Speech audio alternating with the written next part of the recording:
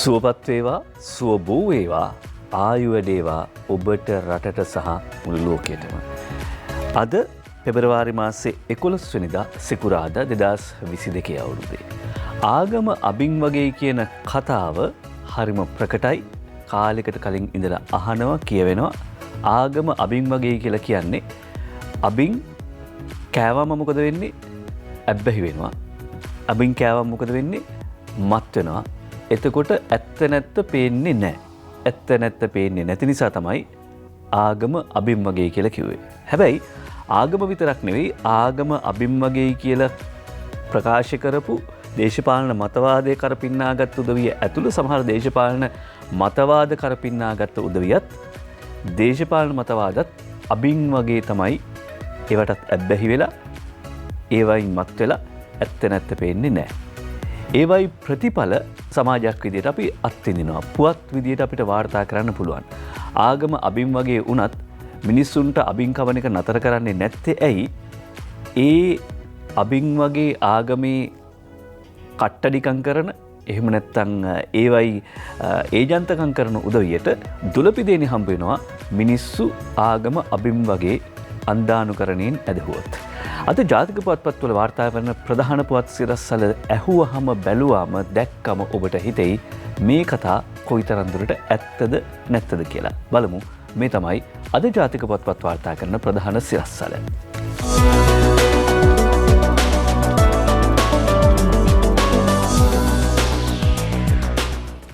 අපි අද අරුණ පුවත්පතේ ප්‍රධාන සිරස්වලින් ආරම්භ කරමු. මිත්‍යාව තවත් දරුවෙක් බිලිගනී. තවත් දරුවෙක් බිලිගනී කියලා කිව්වයින් පස්සේ පැහැදිලි මීට කලිනුත් මෙහෙම සිද්ධි ඕනතරම් වුණා කියලා. අසනීපෙට බෙහෙත් නොගෙන යාඥා කරලා මියගිය පසු පණ එන්න දවස් 3ක් තිස්සේ තියාගෙන මේ විදිහට යාඥා කළා. ඒ ෆස්ලම් මනෝජ් ඉදිරිසිංහ එවැගේ මීර්ගමේස් ජයසිංහ කාතුළු ඉඳලා වාර්තා කරනවා. රෝගී තත්ත්වය උත්සන්න වී සිටියේදී ප්‍රතිකාර සඳහා රෝහල්ගත නොකර නිවසේ තබාගෙන යාඥා කිරීම හේතුවෙන් දස හැවිරිදි දරුවෙක් මියාමි සිද්ධියක් බඩල්ගමින් වාර්තා වෙනවායි කියලා වාර්තා කර සිටින්නේ අද. අද අරුණ පුවත්පත යනුව බඩල්ගම පොලිසියට තොරතුරක් ලැබෙනවා ප්‍රදේශවාසීන්ගෙන්. මොකද මේ සිද්ධිය වෙන ගෙවල් ආසන්නේ දුගදක් හමනවා කියලා පොලිස් හදිසි ඇමතුම් අංකයට තොරතුරක් ලැබෙනවා. බඩල්ගම පොලිසියට ඒ දැනුම් දීම ලැබෙනවා. ඒ අනුව ඊයේ පරීක්ෂා කරන විටත් මියගිය දරුවාගේ නරක් වූ සිරුරට පවුලේ අය විසින් යාඥා කරමින් සිට තිබෙනවා. මෙහිදී මියගොස් සිටින්නේ බඩල්ගම මරිය රාජිනී කනිෂ්ඨ විද්‍යාලයේ ඉගෙනුම ලැබූ දොන් මලීෂ දුලක්ෂණ කියන දස හැවිරිදි දරුවෙක්. රෝගී තත්ත්වයෙන් පෙළෙනු දරුවා රෝහල්ගත නොකොට නිවසේ තබා ගනිමින් දවස් 3කට වැඩි කාලයක් තිස්සේ දේව යාඥා කළ මාපියන් සහ මිත්තණියක බඩල්ගම පොලිසිය විසින් අත්අඩංගුවට ගත්තා. මේ දරුවට ශරීරයේ සීනි මට්ටම අඩු වීම සහ විටින් විට ශරීරයේ ගැස්මක් ඇතිවීම උපතින්ම ගෙන ආ රෝග තත්ත්වයක් කියලා තමයි අද අරුණ පුවත්පත සඳහන් කරන්නේ. කොහොමුණත් මේ මරණ පරීක්ෂණය ඊයේ පැවැත්වුණා. මේ මරණ පරීක්ෂණයේදී වෙච්ච සිදුවීම නැත්නම් ඒ වෙච්ච අදහස් පළ කිරීම මහේස්ත්‍රාත්වරයා කරපු ප්‍රශ්න කිරීම සහ ලැබුණු උත්තර අද අරුණ පුවත්පත වාර්තා කරනවා. මහේස්ත්‍රාත්වරයා අහනවා ගෙදරින්දන් ප්‍රතිකාර කළාද? දරුවගේ පියා කියනවා නෑ කියලා. මහේස්ත්‍රාත්වරයා අහනවා ප්‍රතිකාර නැතුව මොනවද කළේ? මෙයා ඒකේ බිරිඳ දිහාවට ඇඟිල්ල දික් කළා කියනවා. මෙයා ඔරිසන් කිව්වා. මමත් මෙයත් එක්කම ඔරිසන් කිව්වා. මහේස්ත්‍රාත්වරයා ආය අහනවා 7 වෙනිද කීයටද මිය ගියේ? මට නිච්චි නෑ. මහේස්ත්‍රාත්තුමා අහනවා තමුන්ව දරුවව ඒ අවස්ථාවේ රෝහලට ගෙනිච්චද? නෑ සර්. මෙයා යාඥාවක් කරමු. යාඥාව ගැන විශ්වාසය තබා ගනිමු කිව්වනේ. පොලිසියට දැනුම් දීමක් කළෙත් නෑ. නෑ සර්. යාඥා කළාම ලෙඩි අඩු වුණාද? මම කියනවා හෙම්බිරිස්සාව ටිකක් තිබුණා යාඥා කළාම ඒක අඩු වුණා. මහේස්ත්‍රාත්වරයා අහනවා එතකොට මිය ගියාට පස්සේ Taman යාඥා කළාද? ඔව්. දරුවගේ සීයා කියනවා ක්ලිනික් එකක රෙජිස්ටර් වෙලා තිබුණේ අමාරු වෙද්දි අරන් යන්න. ඒත් මෙයාලා අරන් ගියේ නෑ. ඒක මෙයාලගේ වැරද්දක්. කවුද ඒ කියලා තියෙන්නේ බෙහෙත් දෙන්න එපා කියලා මහේස්ත්‍රාත්වරයා ඇහුවම කියනවා සීයා කියනවා මේගොල්ලොන්ගේ ඉන්නව කවුද වෙන්නප්පුවේ දිහා මොක්කුද මෙයාලා දහන ආගමක්. මම කිව්වා පුතේ ඔයාලා යන තැනක යන්න මම කැඳ ටිකක් හදාගෙන ඉන්නම් කියලා. පස්සේ ඒකත් බොරුවක් කරලා තියෙන්නේ මුන්ට නිසි දඬුවම් දෙන්න ඕනේ කියලා සීයා කියනවා. දරුවගේ සීයා කියනවා. අම්මා තාත්තා සහ ආච්චි තුන්දෙනා අත්අඩංගුවට අරගෙන තියෙනවා. දරුවා අසනීප වෙලා මිය යනවා. දවස් 3ක් තිස්සේ පණ එයි කියලා හිතාගෙන යාඥා කරනවා. අපි ජීවත් වෙන්නේ කොහේද කියලා හිතනවා. අපේ උදේ පාන්දර මේ පුවත ගැන කිව්වන් පස්සේ අපේ එක සගයෙක් ඇහුවා මේ කොහෙද වෙලා තියෙන්නේ කියලා. ඒ කියන්නේ ලංකාවේ වෙන්න පුළුවන්ද කියලාත් හිතනවා. ඇත්ත වෙන රටක නම් මේ වගේ දෙයක් හිතන්න පුළුවන්. ඒ කියන්නේ වෙන රටක කියලා කියන්නේ සමාජලාවට සාක්ෂරතාව අඩු, එහෙම දැනුම නැති සමාජයක වෙන්න පුළුවන්. උදාහරණයක් ඇරෙන්න මෙන්න බලන්න පාකිස්තානයේ තිදරුමවක් පිරිමි දරුවෙකු ලැබෙන්නයි කියා හිසට ඇන ගහගෙන. අද පුවත්පතයි වාර්තා කරන්නේ ඒ අනුව සිව්වන දරුවෙකු පිළිසඳගත් අවස්ථාවේදී ඇය දරුවා ගැහැණුද පිරිමිද යන පරීක්ෂා කර ඇති අතර මේ අවස්ථාවේදී උපදින්නේ ගැහැණු දරුවෙකු බව හඳුනාගෙන තිබෙනවා. ඒ අනුව ඇය මෙලෙස ආශිර්වාද මගින් සුව කරන්නෙකු වෙතක මේ විදියට උපදෙස් අරගෙන තියෙනවා. ඒ ආශිර්වාද මගින් සුව කරන්න උපදෙස් දීලා තියෙන්නේ ඔළුවට ඇණයක් ගහගත්තොත් ඉපදින්න ඉන්න දරුවා පිරිමි දරුවෙක් වෙනවා කියලා. දැන් මේ ස්කෑන් කළයින් පස්සේ පෙන්නලා තියෙනවා ඉපදින්න ඉන්නේ ගෑන් ළමයෙක් කියලා. ඊට පස්සේ සුව කරන්නෙක් කියලා තියෙනවා ඔළුවට ඇණයක් ගහගත්තොත් මේ උපදින්න ඉන්න දරුවා පිරිමි ළමයෙක් බවට පත් වෙනවා කියලා. කොහොම වුණත් හිසට ගසාගත් මේ ඇණ හේතුවෙන් අදාළ ගැබිනි කාන්තාවක් දැඩි ලෙස රෝගාතුර වී ඇති අතර අවසානයේදී පේශාවර හිරි ලෝහරකදී සැත්කමක් මගින් මේ ඇණ ඉවත් කරලා තියෙනවා. එක්ස්චාරූප එහෙම නැත්නම් එක්ස්රේ එකක් ගත්තයන් පස්සේ අඟල් දෙකක විතර ඇණයක් හිස් කබලේ ඇණී තිබෙනවා කියලා කියනවා. වෙන්න ඒක ඡායාරූපයක් තියෙනවා. පාකිස්තානේ කමන්නේ පාකිස්තානේ උප්පැන්න සාතික නැති අය ඉන්නවා. උප්පැන්න සාතික හදන්නේ කල් ගිහිල්ලා. හැබැයි ලංකාවේ මෙහෙම දේවල් වෙන්න පුළුවන්ද? ආගම කියලා කියන්නේ එකයි අර අබින් කනවා වගේ වැඩක් කියලා කිව්වේ. ආගම විතරක් නෙවෙයි ආගමේ එතකොට කට්ටඩිකම් කරන අයට දොළපිදේනි ලැබෙන හින්දා එතකොට මේ අබින් තව තවත් කවනවා. ඒ විතරක් නෙවෙයි දේශපාලනය කියන අබින් කාපු අයත් එහෙම නැත්නම් දේශපාලන අබින් කවනවා සමාජෙට හේතුව ඒ අබින් කෑවම සමාජය මත් වෙනවා. ඇත්ත නැත්ත පේන්න පටන් ගන්නෙ නෑ. ඒ වගේම කට්ටඩිකම් කරන අයට දොළපිදේනි ලැබෙනවා. සෞඛ්‍ය වර්ජනය නවතනු දිසා අධිකරණයෙන් නියෝග මනෝප්‍රිය ගුණසේකරයි අද ලංකාදීප පුවත්පතේ ප්‍රධාන සිරස්තලයේ වාර්තා කරන්නේ. රටේ පොදු මහ ජනතාව අසරණ භාවයට පත් කරමින් අසාධාරණ සහ අනීතික ලෙස වැඩ වර්ජනයේ නිරතවීම වළක්වාලමින් රජයේ හෙද නිලධාරීන්ගේ සංගමයට සහ එම සංගමේ සභාපතිවරයාට එරෙහිව කොළඹ දිසා විනිසුරු අරුණ අලුත්ගේ මහතා ඊයේ වාරණ නියෝගයක් නිකුත් කළා කියලා ලංකාදීපයේ ප්‍රධාන සිරස්තලයේ වාර්තා කරදී අධිකරණ නියෝගය අපිට ලැබුණේ නැහැ කියලා වෘත්තීය සමිතිකයයි කියලාත් වාර්තා කර සිටිනවා. ඒ අනුව ලංකාදීපයේ තවදුරටත් ඇතුළු පිටුවේ විස්තර සඳහන් කරනවා. කොවිඩ් වසංගතයේ උත්සන්න වන අතරතුර සෞඛ්‍ය සේවය අඩපණ කරමින් සහ සේව්‍ය සේවක අනපනත් උල්ලංඝනය කරමින් වග උත්තරකාර සෞඛ්‍ය වෛද්‍ය නිලධාරී කණ්ඩායම් සෞඛ්‍ය වෛද්‍ය නිලධාරීන් වැඩ වර්ජනය කරන බව සඳහන් කරමින් රජය වෙනුවෙන් නීතිපතිවරයා ගොනු කළ පෙත්සම සලකා බැලූ විනිසුරුවරයා ලබන 24 වනදා දක්වා බලපැත්වෙන පරිදි අදාළ වාරණ නියෝගය නිකුත් කළ තිබෙනවා. හෙද නිලධාරීන්ගේ සංගමයට සහ එහි සභාපති සමන් රත්නප්‍රිය මහතාට එරෙහිව නිකුත් කළ මේ වාරණ නියෝගය සම්බන්ධයෙන් අතුරු තහනම් දැන්වීමක් සහ නොතේසි නිකුත් කළ විනිසුරුවරයා ලබන 24 වනදා අධිකරණයේ කරුණු දක්වන ලෙසට වග උත්තරකරුවන්ට නියෝග කළා. රජය වෙනුවෙන් නීතිපතිවරයා ගොනු කළ මේ පෙත්සමේ වග උත්තරකරුවන් වශයෙන් රජයේ හෙද නිලධාරීන්ගේ සංගමේ සහ එහි සභාපති සමන් රත්නප්‍රිය නම් කළා කියලා අද සෞඛ්‍ය වර්ජනයේ නවතුණු කියන සිරස්තලෙන් ලංකාදීපයේ ප්‍රධාන සිරස්තලේ වාර්තා කරනවා. නවතුණු දැන් ඇති කියලා හිතෙන්නේ බිබිලේ රෝගියෙකුත් මිය ගියා වර්ජනය ඒකට හේතුවක් කියලා තමයි අද දිවයින පුවත්පත කියන්නේ. වර්ජනය බිබිලේ රෝගියෙක් මියයි. වාර්තා කරන්නේ නෝමන් පලිහවඩන ශ්‍රීරාන් රණසිංහ බිබිල ජීරත්නායක අද දිවයින පුවත්පතේ ප්‍රධාන සිරස්තලය. අංගොඩින් 6 දෙනෙකුත් පැන ගිහිල්ලා කියලා තවදුරටත් වාර්තා කරනවා. ඒ අනුව මේ විදිහට මිය ගිහිල්ලා තියෙන්නේ බිබිල නන්නපුරාව වැලිපිටිය තල්ගහවත්තේ පදිංචි 85 හැවිරිදි මාතාවක්.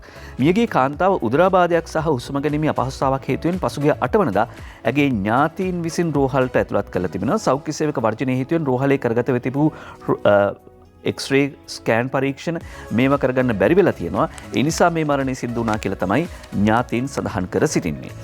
ඊළඟට දිනමින පුවත්පතේ ප්‍රධාන සිරස්තලේ වාර්තා කරනවා පීඩාවට පත් රෝගීන්ට ඖෂධ සංස්ථාවෙන් නොමිලේ බෙහෙත් සුව ඇමතිගෙන් නිලධාරීන්ට උපදෙස් කියලා අද දිනමින පුවත්පතේ ප්‍රධාන සිරස්තලේ වාර්තා කරනවා. ඒ වගේම අද අරුණ පුවත්පත සෞඛ්‍ය ඇමති කෙහෙලි රඹුක්කල මහත්මයා එක්ක සාකච්ඡාවක් කරනවා. සාකච්ඡා කරන ඉන්ද්‍රජිත් සුබසිංහ ඒකෙදී අමාත්‍යවරයා කියනවා වර්ජනය කරන අයගේ පඩිය පත්තරේ වැටුනම රට්ටුන්ට ඇත්ත තේරෙයි. සෞඛ්‍ය ක්ෂේත්‍රයේ තුන්බියක් මැද ඇමති කතා කරයි කියලා කියනවා. අද සෞඛ්‍ය වෘත්තීය සමිති ඉදිරිපත් කරලා තියෙන කරුණු 7ක් ගැන කතා වෙනවා. ඒ කරුණු 7න් කරුණු 3කට සාකච්ඡාවකින් විවාදයකින් තොරවම එකඟ වුණා. කරුණු 7න් කරුණු 3කට සාකච්ඡාවකින් විවාදයකින් තොරව එකඟ වුණා. තව ප්‍රශ්න දෙකක් තිබ්බා. ඒ සම්බන්ධයෙන් මට කෙලින්ම තීන්දුවක් ගන්න බෑ. ඒකට රාජ්‍ය සේවා කොමිෂන් සභාව වගේ කොටස් එක කතා කරලා තමයි තීන්දුව ගන්න ඕනේ. හැබැයි ඒ සම්බන්ධයෙන් සාධනීය ලෙස ඒ ඇත් එක්ක සාකච්ඡා කරන්න එකඟ වුණා. ඒ වගේ තත්වයක ඉදිද්දි ඉටු කරන්න බැරි කරුණු දෙකක් තිබුණා. මගේ සිරිතක් තියෙනවා දෙන්න බැරි දේවල් වලට බොරු බලාපොරොත්තු බොරු පොරොන්දු දෙන්නේ නැහැ. ඒ නිසා මම කිව්වා මොනවා කරත් ඒ දෙක දෙන්න බෑ කියලා. කොහොම වුණත් දැන් සාකච්ඡා කරලා ඉල්ලීම් දිනා ගන්න බැරි නම් තමයි වැඩ වර්ජනය කරන්න ඕනේ. මේක වැඩ වර්ජනය කළා තමයි ඉල්ලීම් මේවයි මේකට සාකච්ඡා කරන්න ඕනේ කියලා කිව්වේ. ඒ අනුව ඉන්ද්‍රජිත් සුබසිංහයි වාර්තා කරන්නේ මේ සාකච්ඡාව තවදුරටත් කියනවා අර සිරස්තලයට පාදක වෙච්ච කතාව. වර්ජනය කරන අයගේ පඩිය පත්තරේ වැටුනම රට්ටුන්ට තේරෙයි කියලා. ඒ අනුව සාමාන්‍යයෙන් හෙදියක් පැය 400ක් විතර අතිකාල කරනවා. අපි එය පැය 150ක හැටියට ගත්තොත් තුන්වන ශ්‍රේණියේ හෙද නිලධාරණයක් සාමාන්‍යයෙන් 1,02,000ක් වැටුපක් ගන්නවා. පළමු ශ්‍රේණියේ හෙදියක් ගන්නවා රුපියල් 1,80,000ක්. එහෙම කියලා සෞඛ්‍ය අමාත්‍යවරයා කියනවා. තමන්ගේ ඒ කියන්නේ හෙද හෙදියන් කරන සේවය මුදලින් මිල කරන්න බෑ කියන එක සෞඛ්‍ය සේවයේ ඒ සේවාව අත්විඳින උදවිය විදියට අපි දන්නවා. මිල කරන්න බෑ. ඔවුන්ගේ කැපවීම, රෑදවල් නැතුව කරන ඒ කැපකිරීම, ඉගෙනගත්ත දේවල් මේ සියල්ල ගැන අපි දන්නවා. ඒ නිසා තමයි මේ කතාව කියන්නේ මිනිස්සුන්ට ආදරේ නැත්තම් කොහොමද රාජකාරිය හරියට කරන්න කියලා හිතන්නකෝ. අපි ප්‍රධාන සිරස්සල අතර හිටියේ මිනිස්සුන්ට ආදරේ නැත්තම් කොහොමද රස්සාව හරියට කරන්න කියන ප්‍රශ්නේ තියෙනවා. වර්ජනය කරනගේ පඩිය පත්තරේ වැටුනම රට්ටුන්ට තේරෙයි ඇත්ත නැත්te කියලා සෞඛ්‍ය අමාත්‍යවරයා කියන. එතකොට මේ වැඩ වර්ජනයේ දිගටම යයිද කියලා අමාත්‍යවරයා අහනවා. අද 10 වෙනිදා මේ සංවාදය කරපු දවසේ ගැසට් එකක් ගැහුවා සෞඛ්‍ය අත්‍යවශ්‍ය සේවාවක් විදිහට. ඊට පස්සේ බලමු මොකද්ද වෙන්නේ කියලා. ඒ අතරේ මේ දේශපාලන අරමුණු වෙනුවෙන් කරන වැඩවර්ජන පිළිබඳව වෘත්තීකයන් එහෙම නැත්නම් වෛද්‍ය වෘත්තීකයන් දක්වන අදහසක් තියෙනවා. මේ විදියට මේ වැඩවර්ජන රැල්ලක් ඇති වෙන්න දුන්නොත් රට ව්‍යාකූල වෙයි කියලා විශේෂඥ වෛද්‍යවරුන්ගේ සංගමය කියනවා. ගුරුවරු ධම්මවල පටන් ගත්ත වැඩේ ඊළඟට සෞඛ්‍ය අංශ දාලා වැඩේ පටන් ගත්තා. ඒ විතරක් නෙමෙයි ඊයේ පෙරේදා සමහර දේශපාලන පක්ෂවලට සම්බන්ධ කලාකරුවන් ඇවිල්ලා කඩදාසියෙන් ගියකුත් තියෙනවා කියලා තවත් ප්‍රශ්නයක් පිළිබඳව කතා කරන්න පටන් ගත්තා. මේ ප්‍රශ්නමවල පෙන්නනවා සෞඛ්‍ය අංශ පිරිසක වැඩවර්ජනය නිසා ජනතාව අන්ත අසරණ වෙලා කියලා විශේෂඥ වෛද්‍යවරුන්ගේ සංගමය කියනවා කියලා රංජන් කස්සුරි වාර්තා කරන්නේ අද ලංකාදීපේට. කොවිඩ් ව්‍යසනය හමුවේ අඛණ්ඩ වැඩවර්ජනයක් සිදු කිරීම කෙසේවත් කාලෝචිත නොවන අතර එය ආත්මාර්ථකාමී ක්‍රියාවක් කියලා විශේෂඥ වෛද්‍යවරුන්ගේ සංගමේ සභාපති විශේෂඥ වෛද්‍ය ලක්කුමාර් ප්‍රනාන්දු මහත්මයා කියනවා. නොයෙක් වෘත්තීය සමිතිවල බලපෑම් වලට රජය අනිසෙලස යටත් වී නොයෙකුත් ආකාරයේ වැටුප් වැඩි කිරීම වගේම අතුරුදීම ලබා දීම නිසා මේ වගේ ව්‍යාකූල තත්ත්වයන් ඇති වෙන්න පුළුවන්. ඒ නිසා නැමෙන්න එපා. වර්ජන කරනවා කියලා නැමෙන්න එපා.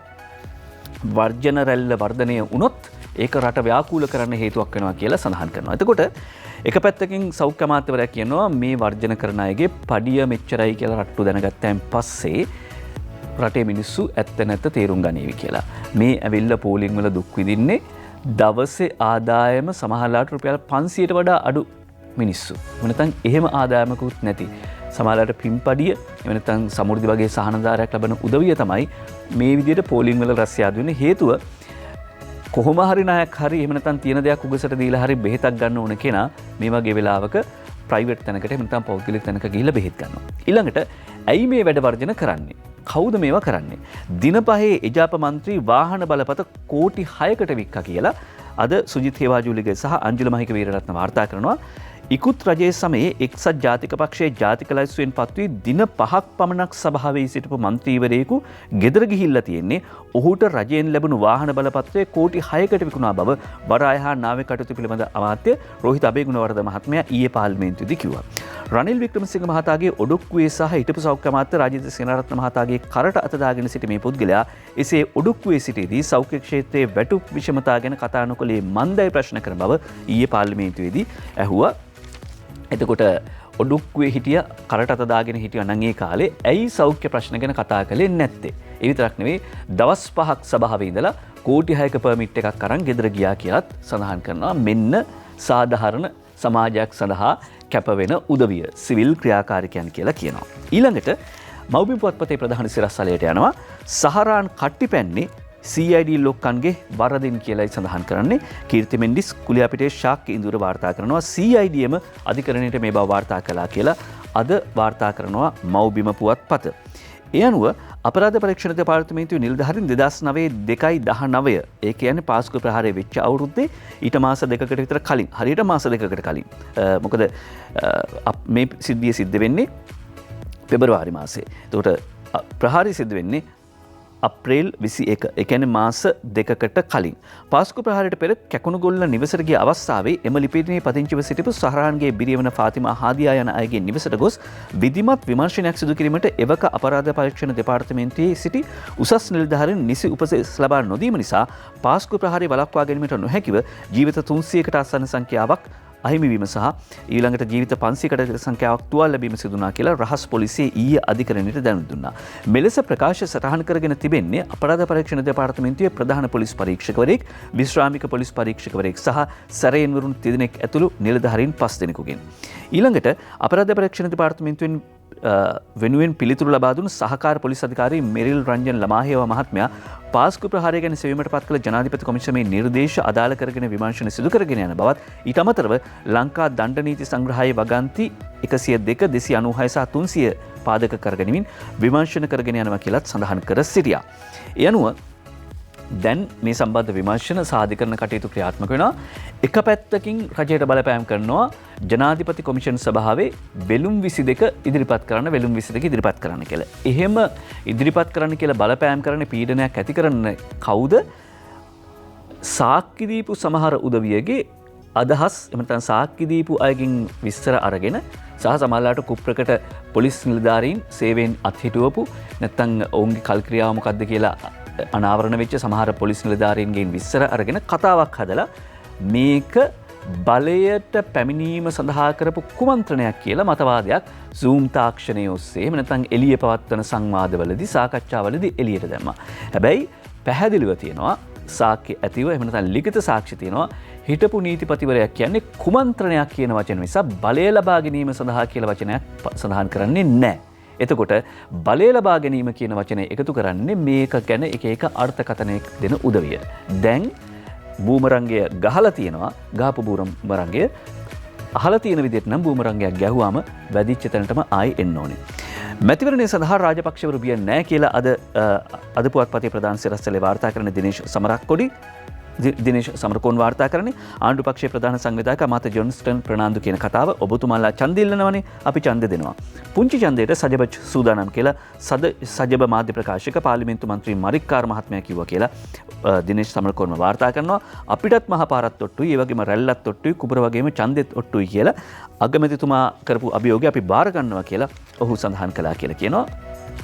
ඔන්නව තමයි සිරස්සල.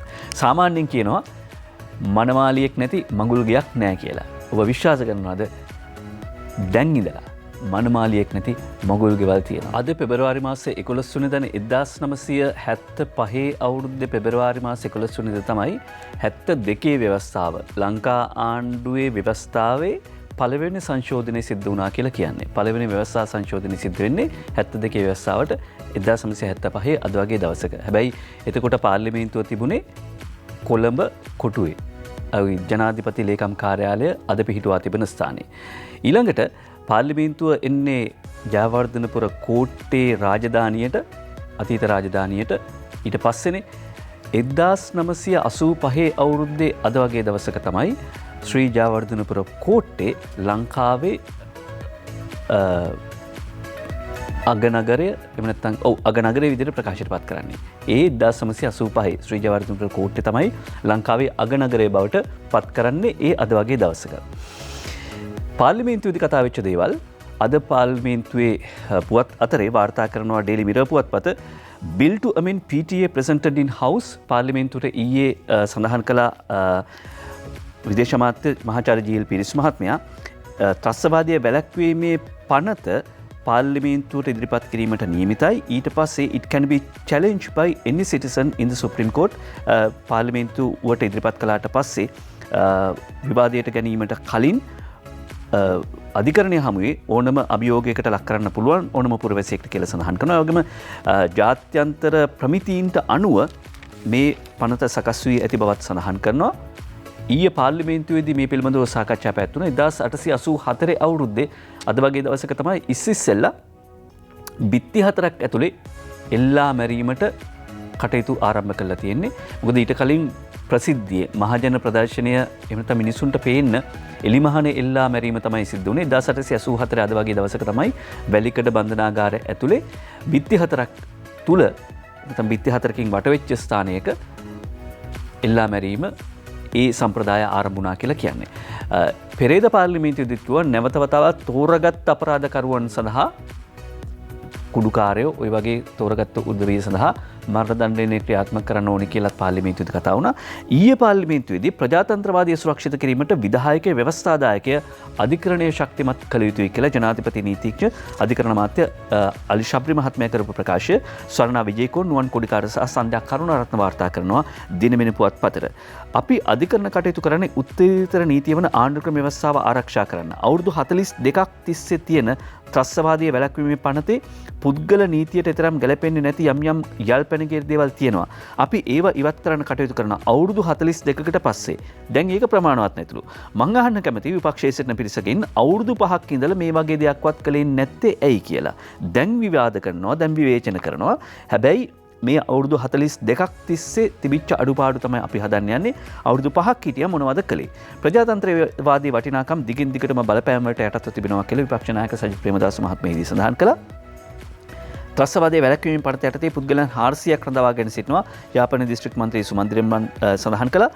මේ බව සඳහන් කරනවා අද දිනමින පුවත්පත සංශෝධන වලට සහාය දීලා නීති ආධිපත්‍ය ආදර්ශයෙන් ක්‍රියාත්මක කරමු කියලා මන්ත්‍රී සුසිල් ප්‍රේමජයන්ත කියනවා. රෝගීන් පොදු ජනතාව පීඩාවට පත් කරමින් වෘත්තීය සමිති ඉල්ලීම් දිනා ගන්න හදනවා කියලා ප්‍රමිත බණ්ඩාර තෙන්නකෝන් මන්ත්‍රීවරයා කරන ප්‍රකාශයත් අද දිනමින පුවත්පත මේ අතරේ වාර්තා කරනවා. ඒ පාර්ලිමේන්තුවේ වාර්තා අනුව. ඊළඟට ජාතික පුවත්පතට ගියාම දැන් පාර්ලිමේන්තුව වාර අවසන් කරන අවස්ථාවේදී කිව්වා කෝපා කමිටු වලට පෙර සභාපතිවරුන්ම පත් කරන්න ඕනේ කියලා. චරිත සහ තිස්ස යලිත් මුල් පුටු වලට වාර්තා කරන නිලන්ත මදුරාවල පාර්ලිමේන්තුව පොදු ව්‍යාපාර පිළිබඳ කාරක සභාවේ කියන්නේ කෝප් එකේ සභාපතිවරයා විදිහට මහාචාර්ය චරිත ඒරත් මහත්මයාත් ගිණුම් කාරක සභාවේ කෝපා එකේ සභාපතිවරයා විදිහට මහාචාර්ය තිස්ස විතාරණ මහත්මයාත් යලිත් පත් කළා කියලා අද අරුණ පුවත්පත වාර්තා කරනවා. ඒත් එක්කම අරුණ පුවත්පත මුල් පිටුවේ වාර්තා කරනවා පිස්තෝල නගරාධිපති දුරෙන් අස්වෙයි.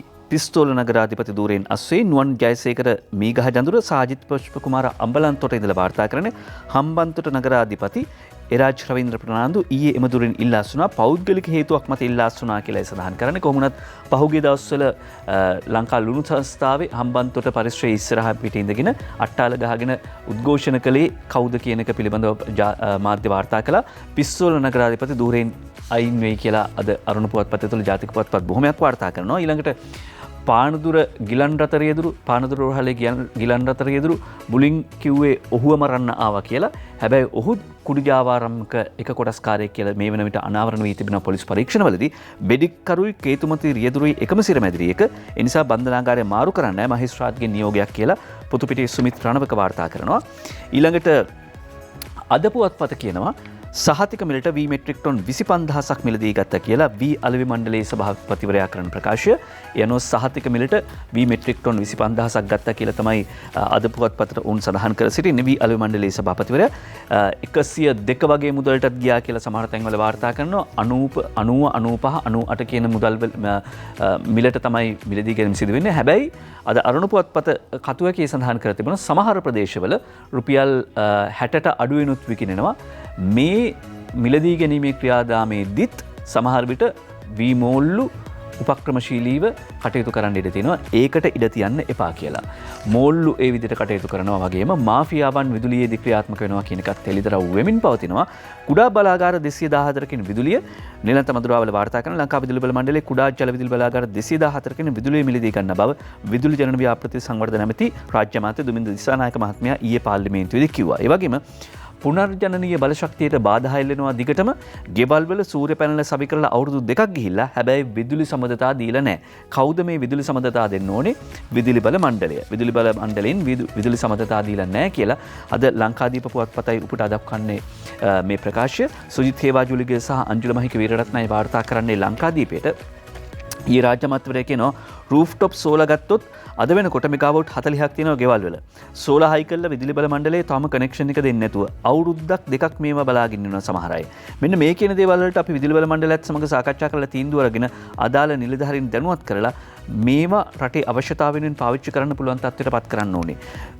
මෙගාවොට් 40ක විතර සූර්ය පැනල හයි කළා මිනිස්සු අවුරුදු දෙකක් විතර තිස්සේ සමහරවට බැංකු ණය අරගෙන තමයි මේවා සූර්ය පැනල හයි කරේ සවිකලේ බැංකු ණය ගෙවනවා මේන් ග්‍රිඩ් එකට එහෙම නැත්නම් ප්‍රධාන සම්බන්ධතාවයට ජාලයට සම්බන්ධ කළ නැහැ. එතකොට එක පැත්තකින් මෙගාවොට් 40ක් පුනර්ජනනීය බල ශක්තියෙන් ලැබෙන්න තියෙන අවස්ථාව නැති වෙනවා. සානික් පැත්තෙන් අර ණය ගෙවාගෙන නැත්නම් වියදම් කරගෙන ඉන්න මිනිස්සු රූෆ් টොප් එකේ සෝලර් පැනල් එක හයි කරගෙන බලාගෙන ඉන්නවා.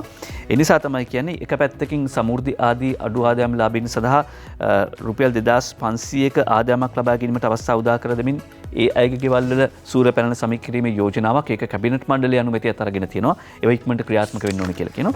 කොමුණත් ඊයේ පාර්ලිමේන්තුවේදී දුමින්ද දිසානායක රාජ්‍ය අමාත්‍යවරයාගෙන් ඇහුවා ඇයි පොහොට්ටුවේ අනුරාධපුර රැස්වීමේදී කතාවක් දුන්නේ නැති කියලා. අනුරාධපුර රැළිය පොහොට්ටුවේ එකක්. සියලු පක්ෂ එකතු වී සිදු කළ රැළියක් නෙවෙයි රාජ්‍ය අමාත්‍ය දුමින්ද දිසානායක එහිදී කිව්වා කියලා සඳහන් කරන්නේ අද පුවත්පත. ඒකත් එක්කම වාර්තා කරන්න පුළුවන් අනුරාධපුර රැළිය පිළිබඳව තවදුරටත් ජාතික පුවත්පත් වාර්තා කරනවා. ඉන්දියාව ඇතුළු බොහෝ රටවල් ලංකාවට උදව් කරනවා කියලා මහාචාර්ය ජී.එල්. පිරිස් අමාත්‍යවරයා එහිදී කිව්වා. මෙතන ඉන්නේ තනිකරම පොහොට්ටුවේ ජනතාව එස්.එම්. චන්ද්‍රසේන අමාත්‍යවරයා කිව්වා. සජිත් කියන්නේ රනිල් වගේ ඡන්ද පරදින මැසිමක් ඇමති ජොන්ස්ටන් ප්‍රනාන්දු කියනවා කියලායි අද මවබිම වාර්තා කරන්නේ. මුඩුබිම වැඩවීමක් කරලා අපි රට හදනවා කියලා ඇමති රෝහිත අබේගුණවර්ධන කිව්වා කියලා මිහින්තලේ සුමිද කරුණාරත්න සහ හිදෝගම අමිල ප්‍රභාත් වාර්තා කර සිටිනවා. අද මවබිම පුවත්පතට. ඒත් එක්කම දැන් සජිත් කියන්නේ රනිල් වගේම ඡන්ද පරදින මැසිමක් කියලා කිව්වා. දැන් ඡන්දයට අපි ලෑස්ති කියලා එහෙම නැත්නම් අගමැතිතුමා කරපු අභියෝගයකට අපි ලෑස්ති කියලා සමගි ජන බලවේගය කියනවා. පාර්ලිමේන්තු මන්ත්‍රී එස්.එම්. මරික්කාර් මහත්මයා ඒ බව සඳහන් කරන වග අපි වාර්තා කළා අද පුවත්පතේ ප්‍රධාන සිරස්වලින්. හැබැයි පාටලී චම්පිකරණවක මන්ත්‍රීවරයා නම් ඡන්දයට ඉච්චර ලෑස්තියක් නැහැ වගේ. මැතිවරණයක් සඳහා මුදල් වියදම් කර රට බංකොලොත් වුණොත් ගොඩ ගැනීමට නොහැකි කියලා ඔහු කතාවක් කියනවා දිනේෂ් සමරකෝන්. ඉදිරියේදී කුමන හෝ මැතිවරණයක් සඳහා මුදල් වියදම් කිරීම මගින් රට බංකොලොත් භාවයට වැටුණොත් දශක ගණනාවකට ඒ ගොඩ ගැනීමට නොහැකි බව සමගි ජන බලවේගයේ පාර්ලිමේන්තු මන්ත්‍රී පාටලී චම්පිකරණවක මහත්මයා කිව්වා කියලා කියනවා. සමගි ජන බලවේගයේ කොටස් දෙකකට කැඩලා කියලා කණින් කොණින් ආරංචි වෙනවා. ඒව අපි දන්නේ නැහැ. එතකොට හැබැයි මරික්කාර් මන්ත්‍රීතුමා කියනවා අපි ඡන්දයකට ලෑස්ති කියලා. අනිත් පැත්තෙන් පාටලී චම්පිකරණවක මන්ත්‍රීවරයා කියනවා ඡන්දයකට ගියොත් සල්ලි නාස් වෙනවා රට ගොඩ ගන්න අමාරුයි කියලා. ඊළඟට සමගි ජන බලවේගයේ කරන තව චෝදනාවක් තමයි වැඩලක්ෂ්‍ය ව්‍යාපෘතිය මගින් ගජමිතුරන්ට මුදල් ලබා දෙනවා. ඒකට තමයි මේ ව්‍යාපෘතිය ක්‍රියාත්මක කරන්න කියලා. හැබැයි වැඩලක්ෂ්‍ය ජනදිවිය ශක්තිමත් කරන ප්‍රායෝගික වැඩපිළිවෙලක් කියලා කොළඹ දිස්ත්‍රික් ලේකම් ප්‍රදීප් ජයසරත්න මහත්මයා කියනවා. මහින්ද ආර්යවංශ සඳහන් කරන්නේ ඔහු සමග කරන සාකච්ඡාවක ප්‍රතිඵල විදියට ප්‍රධාන ක්ෂේත්‍ර 4ක් යටතේ මේ ව්‍යාපෘති ආරම්භ කරනවා. ජීවනෝපාය සංවර්ධනය, පොදු යටිතල පහසුකම් සංවර්ධනය, පරිසර තිරසර සංවර්ධනය, සමාජ සුබ සාධනය සහ සමාජ සංවර්ධනය. මෙන්න මේ කියන ක්ෂේත්‍ර 4 යටතේ තමයි ව්‍යාපෘති ක්‍රියාත්මක වෙන්නේ. ඒ යටතේ පුරන් කුඹුරු අස්වැද්දීම මේ වැඩ ලක්ෂ්‍යයට අදාළ තවත් අංගයක්. ගමනාගමන පහසුකම් විධිමත් කිරීම සිද්ධ වෙනවා. ජීවන තත්ත්වය යහපත් කිරීම තවත් අරමුණක්. ගම කේන්ද්‍ර කරගෙන ජනතා ප්‍රශ්න වලට විසඳුම් ලබා දීම සිදු වෙනවා. මාර්ග පද්ධති වැඩි දියුණු කිරීම වගේ දේවල් වලින් ජනතාවට ප්‍රතිලාභ ලබා ගන්න පුළුවන්. ගම සමග පිළිසඳර වැඩසටහනේ නිර්මාතෘවරයා වන්නේ මුදල් අමාත්‍ය බැසිල් රාජපක්ෂ මහත්මයා. එතුමාගේ සංකල්පයක් අනුව ක්‍රියාත්මක වෙන වැඩ ලක්ෂ්‍යයක් වැඩසටහන සංවර්ධන ක්‍රියාවලිය ප්‍රධාන ප්‍රවාහයන් 4ක් යටතේ ක්‍රියාත්මක වෙනවා. ඒකේ ප්‍රතිලාභ ජනතාවටයි ලැබෙන්නේ. ඒ විතරක් නෙමෙයි මුදල් අමාත්‍යවරයාත් කිව්වා මේකට වියදම් කරන මුදල වගේ 3 ගුණයක් ජාතික ආර්ථිකයට එක් කරගන්න එක තමයි ඉලක්කය කියලා. ඊළඟට ඒ ප්‍රකාශය කිව්වන් පස්සේ අද මතක් කරන්න කැමති ඔසු ගම්මාන ආරම්භ වෙනවා. ඔසු ගොවි ගම්මාන පිහිටුවීම අද ආරම්භ වෙනවා. නිදර්ශන වික්‍රමසිංහ වාර්තා කරන්නේ රාජ්‍ය අමාත්‍ය නීතිඥ සිසිර ජයකොඩිගේ ප්‍රධානත්වයෙන් දේශීය හා ආයුර්වේද වෙදකමේදී අවශ්‍ය වන ඖෂධ වර්ග දේශීය වශයෙන් වගා කරලා ඒ අවශ්‍යතාව සපුරා ගන්න තමයි මේකට අරමුණු කරගෙන තියෙන්නේ. ඒ වගේම මෙරටට ආවෙනික ඖෂධ සඳහා තියෙන ඉල්ලුම හඳුනා ගනිමින් ඒවයි වාණිජ වශයෙන්කම ඉහළ නැංවීමට සහ වාණිජ වගාවට ගොවි ජනතාව යොමු කිරීම තමයි අරමුණු කියලා කියන්නේ. ඒ අනුව එලෙස වගා කරන ඖෂධ සහ අමුද්‍රව්‍ය ජනතාවගෙන් මිලට ගැනීමේ පුළුල් ක්‍රමවේදයක් ලංකා ආයුර්වේද ඖෂධ සංස්ථාව ආරම්භ කරනවා. වගා කරන්න දිරිගන්වනවා සහ ඒව නැවත මිලදී ගන්නවා. ඒ වගේම කැකුළු නමින් බෝංචි ප්‍රභේදයකුත් අලුතෙන් හඳුන්වා දුන්න කියලා ඉන්දිකේහි අවිතරණ වාර්තා කරනවා. අද පුවත්පතේ අඩු කාලයකදී වැඩි අස්වැන්නක් ලබා ගන්න පුළුවන් වගේම ලපටි පෙනුම දිගටම පවතින වැඩි වාර ගණනක් අස්වැන්න ලබා ගත හැකි බෝංචි ප්‍රභේදයක් තමයි මේ හඳුන්වා දීලා තියෙන්නේ. කැකුළු කියලා නම් කරලා තියෙන්නේ කෘෂිකර්ම අධ්‍යක්ෂ සනත් එම් බණ්ඩාර මහත්මයා උට දක්වමින් කියන්නේ කොළපාට ලපටි පෙනුමක් සැත මේ කැකුළු බෝංචි ප්‍රභේදය දින 40ක් 45ක කාලය තුළදී මල් හට ගන්නවා. අක්කරයකින් ටොන් 23ක් 25ක් අතර අස්වැන්නක් ලබා ගන්න පුළුවන් කියලාත් සඳහන් කරනවා. වැඩිම වටිනම කාරණාව තමයි කැකුළු පෙනුම දකින්න පුළුවන්ලු බොහෝ කාලයක්. ඒ කැකුළු නමින් බෝංචි ප්‍රභේදයක් හඳුන්වා දුන්නා. ඊළඟට කෘෂිකර්මාන්තයෙන් අපි සංචාරක කර්මාන්තයට යමුකෝ. බිසිදල විශේෂාංගයේදී අද දිවයින පුවත්පත වාර්තා කරනවා මසුන් වර්ග නැහැ. ඒ නිසා මාදුගඟේ ෆිෂ් තෙරපි සම්බාහන මධ්‍යස්ථාන කොට උඩ කියලා. බලපිටිය අනුර යහම්පත් වාර්තා කරන්නේ අනුර යසමිත් වාර්තා කරන්නේ සඳහන් කරන විදිහට බලපිටිය මාදුගඟේ මෙතෙක් කාලයක් පවත්වාගෙන ගියපු මත්ස්‍ය සම්බාහන, ඒ කියන්නේ ෆිෂ් තෙරපි මධ්‍යස්ථාන වලට අවශ්‍ය මසුන් වර්ග ජලජීවි දෙපාර්තමේන්තුව මගින් නිකුත් නොකිරීම නිසා ඒවා පවත්වාගෙන යාමේ ගැටලු මතුවෙනවා කියලා තමයි සඳහන් කරන්නේ. හැබැයි මේක කතා දෙකක් තියෙනවලු. ජලජීවි දෙපාර්තමේන්තුවේ නිලධාරීන්ගේ මතයක් තිබුණා මේ මාළු කූඩු වලින් පිටතට ආවි කියලා. කලාතුරකින් එහෙම ගියොත් මිසක් යන්න ඉඩ දෙන්නේ නැහැ කියලා මේ කර්මාන්තය පවත්වාගෙන නැහැ කියනවා. මොකද හීනි දැලක් ගහලා තියෙන්නේ. ඒකෙන් යන්න විදියක් නැහැ. කවුරු හරි එහෙම ඉඳලා හිටලා හරි මාළුවෙක් ගියොත් අනිකුත් මාළුන් විසින් මේ මාළුව ග්‍රහණයට ගනීවි.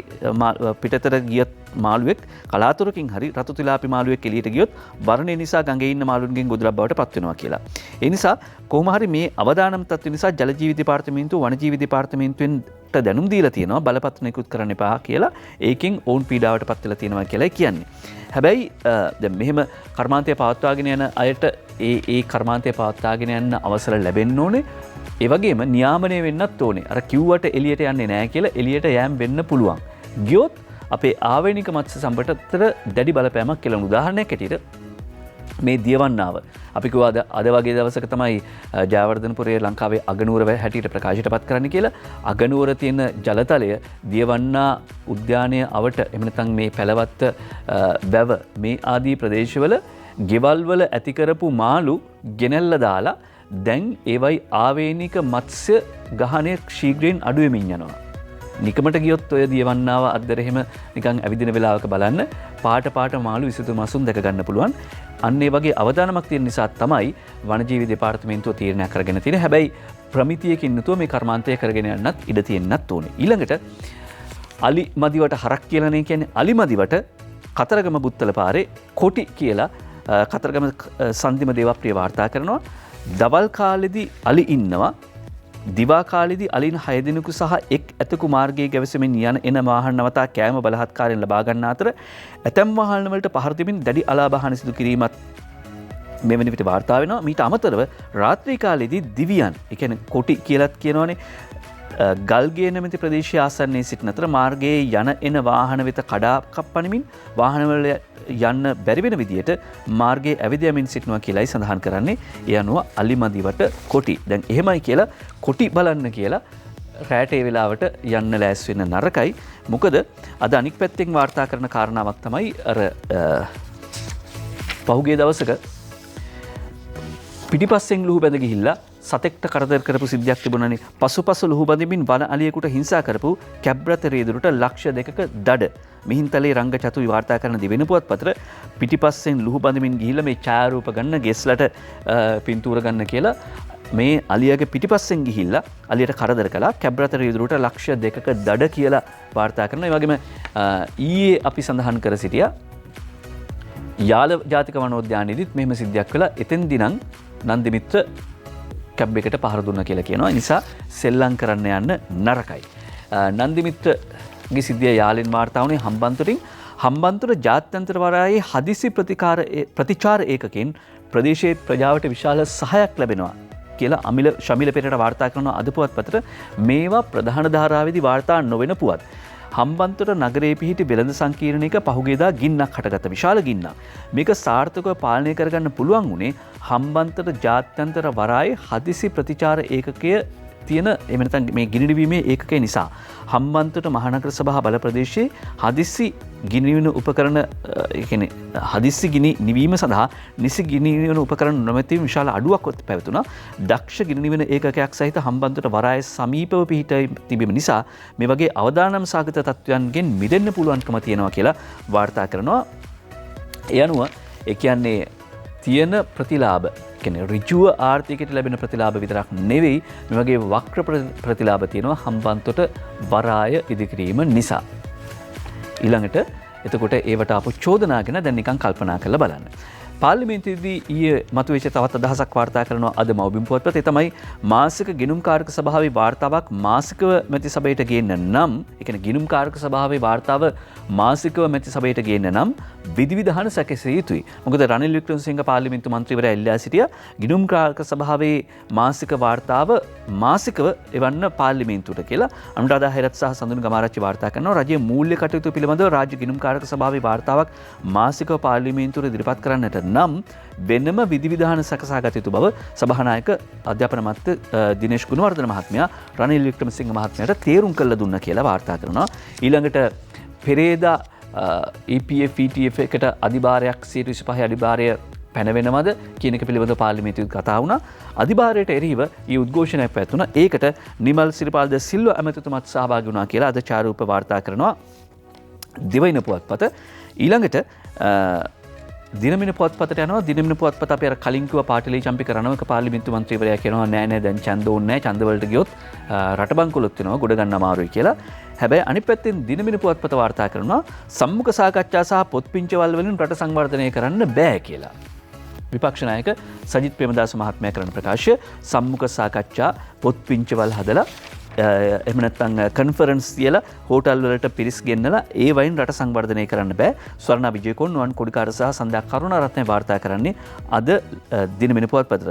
සම්මුඛ සාකච්ඡා පොත්පිංච ප්‍රකාශයට පත් කිරීමෙන් පමණක් රටේ සංවර්ධනය සාක්ෂාත් කර ගැනීමට නොහැකි බව විපක්ෂ නායක සජිත් ප්‍රේමදාස මහත්මයා සඳහන් කළා.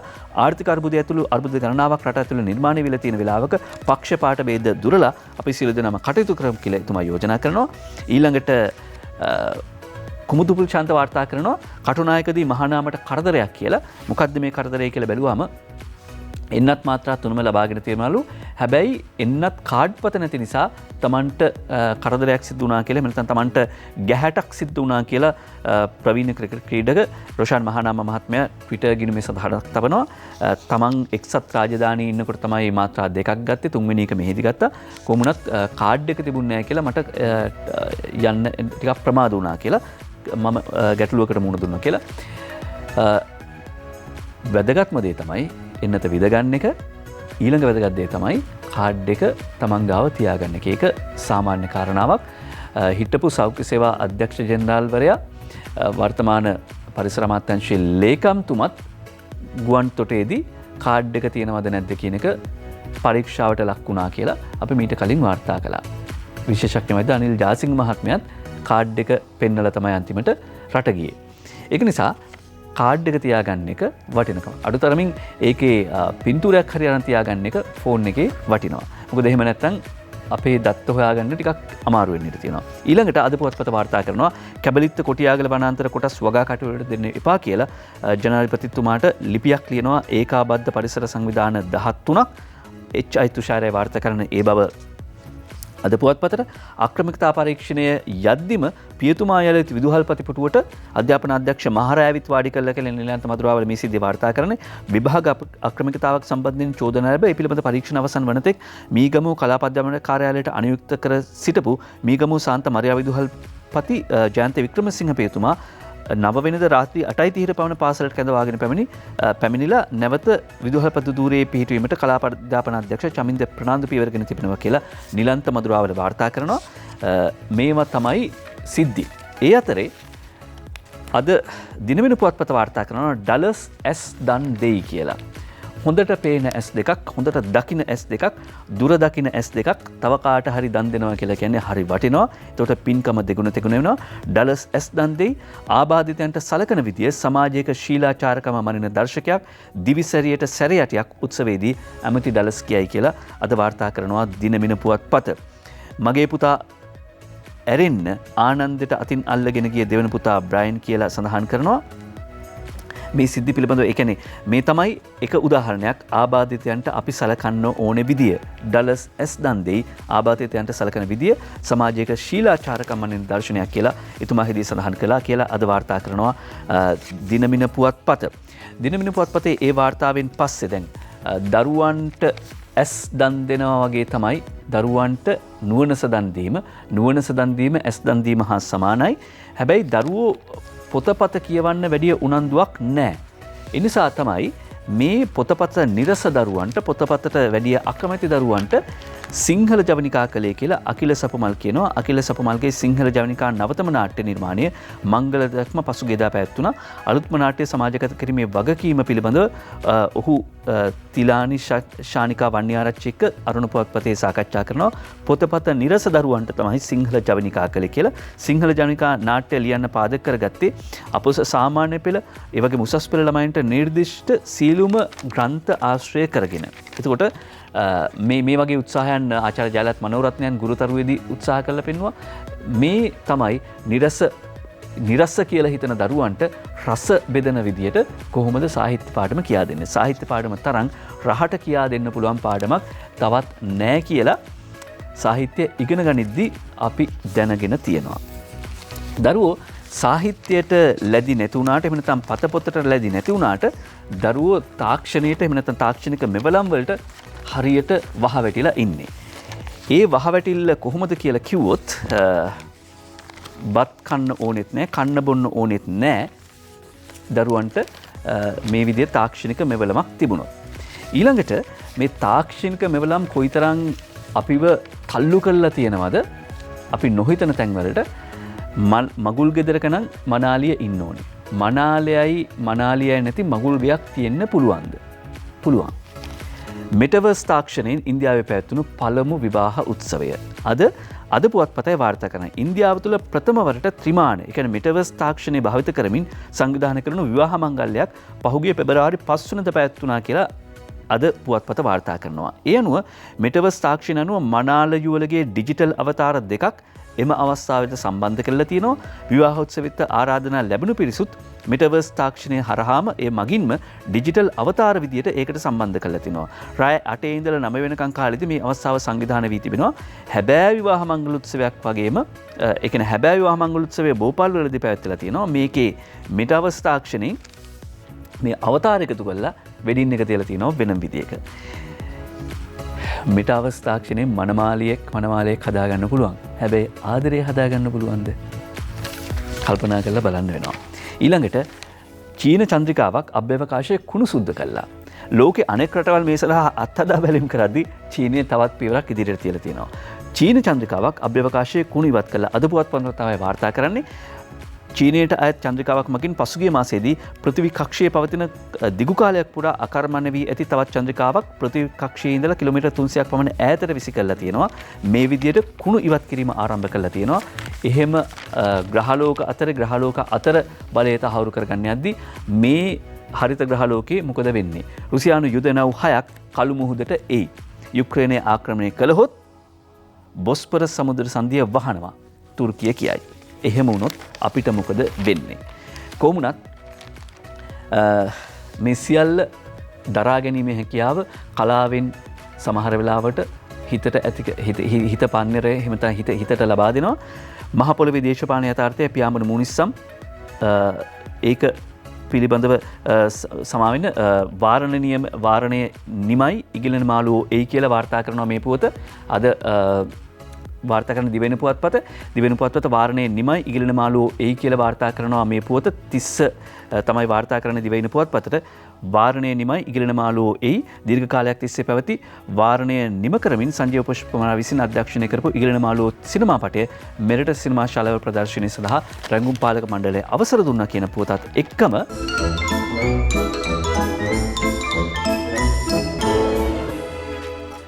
කියලා වැඩක් නෑ කියාගෙන යනවා. IMF සමග සාකච්ඡා කළ කරුණු පාර්ලිමේන්තුවට දෙන්න කියලා මම කිව්වා. රනිල් මහත්තයා කියනවා සෑරුත් මාර පොරක්. IMF එකටම යන්න කියලා ආණ්ඩුවට බල කරලා දැන් වාර්තා ඉල්ලනවා. ඒකනේ ඉතින් යන්න කියලා කිව්වේනේ. දිනමනේ ශ්‍රීකාන්තගේ ශ්‍රී දූපත පොකට් කාටුන් එක කිසිම හේතුවක් හින්දා වන්දි ප්‍රමාද කරන්නේ නැහැ කියලා මහින්දානන්ද කියනවා බං. ප්‍රමාදයක් නැතුව පෝර දුන්නා නම් සර් අද වන්දි ගෙවන්න වෙන්නේ නැහනේ. දිනමනේ පුවත්පතට යනවා අංජන අඳින කාටුන් එකක් තියෙනවා EPF ETF දොරගාව යගදාවත් තියාගෙන නිමල් සිරිපාල කම්කරු ඇමතිතුමා ඉන්නවා. මව්බිම මරිසිපාලගේ පොකට් කාටුන් එකේදී කියනවා දකුණු ආසියාවේ අඩුම ඉන්ධන මිල තියෙන ලංකාවලු. ඒක තමයි. අපි මොකටද එක එක රටවලට සෙකන්ඩ් වෙන්නේ? ඊයේ අපි වාර්තා කළා දකුණු ආසියාවේ අඩුම ඉන්ධන මිල තියෙන ලංකාවලු. හසන්ත විජයනායකගේ හුරේරා පොකට් කාටුන් එක අරුණෙන් තෝරගන්නේ ඉදිරි වසර 3 තුල සියලු පොළොන්දු ඉටු කරනවා කියලා මහින්දානන්ද කියනවා. ඉදිරි වසර 3 ඇතුළත සියලු පොරොන්දු ඉටු කරනවා කියලා මහින්දානන්ද කියනවා. ඉදිරි කන්නට දීපු පොරොන්දුත් ඒකට අයිතිද සර්? ඕකයි තත්ත්වය. අනුරාධ හිරිපිටියගේ පොහොට්ටුවේ රැස්වීමට අනුරපුරේ ජනපතිඳුන්ව සැනසෙන ලෙස සෙනග පිරේ කොහොමද කියලා ඒ අය හොඳට කරේ අනුරගේ ඇස් දෙකම උණු කඳුලකට හැරේ සෙනග ගෙන්නන්න පුළුවන් අනුරට විතරයි කියලා හිතුවම අනුරගේ ඇස් දෙකට කඳුළු පිරෙනවලු අනුරපුරේ දැක්කම. ඉදිරි දවස්වල වැස්ස තියෙනවා කියලා කියනවා. අදත් උතුරු නැගෙනහිර උතුරු මැද පළාත්වල ඒ වගේම හම්බන්තොට මාතලේ කියන දිස්ත්‍රික්කවල නැගෙනහිර ඌව පළාත්වල විටින් විට තද වැසි ඇති වෙන්න පුළුවන් කියලායි සඳහන් කර සිටින්නේ. ඒක නිසා ප්‍රවේශමින් ඉන්න එන්නතේ තුන්වන මාත්‍රාව ලබා ගන්න අමතක කරන්න එපා. ඔබට ආයුබෝවන්.